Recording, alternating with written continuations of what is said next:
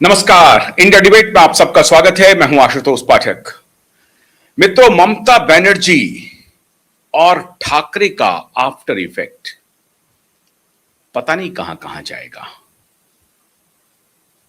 अभी एक बहुत बड़ी और चौंकाने वाली खबर आ रही है और वो खबर की सुगबुगाहट हुई है बंगाल से सटे हुए राज्य बिहार में। पुश तो हो जाएगी, कुछ ही दिनों के बाद हो जाएगी। हालांकि इसकी कवायद बहुत दिन से चल रही थी, लेकिन अभी एक खबर आ रही है एकदम पावर गैलरी में। अभी दबी जुबान में लोग इसकी चर्चा शुरू कर चुके हैं। जो हमारे सूत्र हम तक बता रहे हैं, ये सूचना दे रहे हैं, राष्ट्रीय जनता दल आरजेडी में जबरदस्त फूट पड़ गई है, जबरदस्त। और वहां उस पार्टी में एकनाथ शिंदे कौन होगा या ऋतुव्रत बंदोपाध्याय कौन होगा, बस इसकी कवायद चल रही है। कौन बनेगा ऋतुव्रत बंदोपाध्याय और कौन होगा एकनाथ शिंदे। परिवार में भी फूट हो गया है। माता पिता बहुत दिनों तक ऐसा नहीं है कि अपने एक पुत्र को पूरी तरह से तिलांजलि दे दे, और जब तक माता है तो समझिए कि वो बिल्कुल, उनकी आस्था हर बच्चों में होती है, पिता की भी होती है, पिता माता दोनों की आस्था हर बच्चों में होती है। तो ऐसा नहीं हो सकता है कि तेजस्वी यादव को सरताज मिलता रहे और बाकी बच्चे जो हैं वो हाशिए पर चले जाएं। बाकी को भी माता पिता अपने हिसाब से एक निगाह से देखते हैं। तो अभी एक खबर आ रही थी कि तेजस्वी को लालू जी की पत्नी, उनकी मां अपने तरफ करना चाहती है, जिसको लेकर के परिवार में एक विद्रोह है, बगावत है। अब इस पारिवारिक विद्रोह में ये बगावत जो हो रहे हैं वो क्यों हो रहे हैं, इसका कारण क्या है? दूरगामी कारण तो अभी कुछ दिन के बाद पता चलेगा, लेकिन अल्पगामी कारण ये है कि ऐसा लग रहा है कि भारतीय जनता पार्टी और जेडीयू की सरकार पूरे दमखम से बिहार में चल रही है और आने वाले दिनों में कोई स्कोप दिखाई नहीं पड़ रहा है वहां के नेताओं को जो अपोजिशन में है। अब वो मारे मारे फिर रहे हैं, क्या करें। और भारतीय जनता पार्टी का अश्वमेध घोड़ा रुकने का नाम नहीं ले रहा है, थमने का नाम नहीं ले रहा है। सारे जो ट्रेडिशनल पॉलिटिक्स करने वाले नेता हैं, सबको ये आशा थी कि पश्चिम बंगाल में ममता बनर्जी चौथी बार चुन करके आएंगी और मुख्यमंत्री बनेंगी। 2,60,00,000 के आसपास ममता बनर्जी को वोट मिला भी, और भारतीय जनता पार्टी को 2,90,00,000 के आसपास। 30 ही लाख का फर्क है। महुआ मोइत्रा उसको कह रही हैं कि 30 लाख का फर्क है, 27 लाख को आपने रोक दिया वोटिंग से। अगर वो 27 लाख होता तो हमारी सरकार बन जाती, फिर तो वोट चोरी वगैरह कुछ हुई नहीं। वो 27 लाख पर अटके हुए हैं आप, कोई बात नहीं है। महुआ मोइत्रा के बतौर और नेताओं के बतौर, कीर्ति आजाद के बतौर, कि ममता बनर्जी जो चुनाव हारी हैं वो हारी नहीं है, हराया गया है।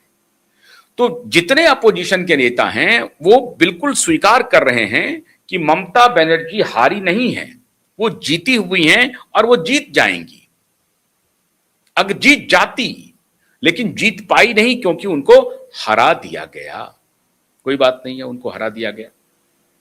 अब इसका इंपैक्ट क्या हो रहा है? जितने नेता हैं अपोजिशन में, वो उनको लग रहा है कि जब ममता बनर्जी का दुर्ग ढह गया तो पता नहीं अब ये नया दुर्ग बन पाएगा कि नहीं बन पाएगा। तो उनकी सारी उम्मीदें एक प्रकार से धूमिल होती जा रही हैं। मैंने कल आपको ठाकरे के बारे में बताया था। 7 सांसदों ने अपनी राह अलग पकड़ ली है।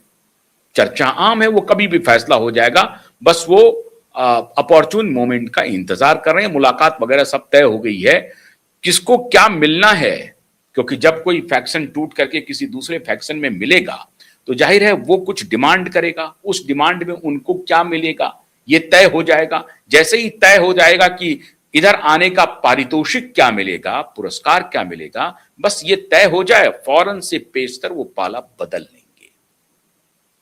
अब इसका इम्पैक्ट अभी बिहार में हो रहा है। आप कहेंगे कहीं इसकी सुगबुगाहट तो है नहीं। सुगबुगाहट तो तृणमूल कांग्रेस में भी नहीं थी। जब 4 मई को हमने ये बात बताई थी, शाम को ही बता दी थी।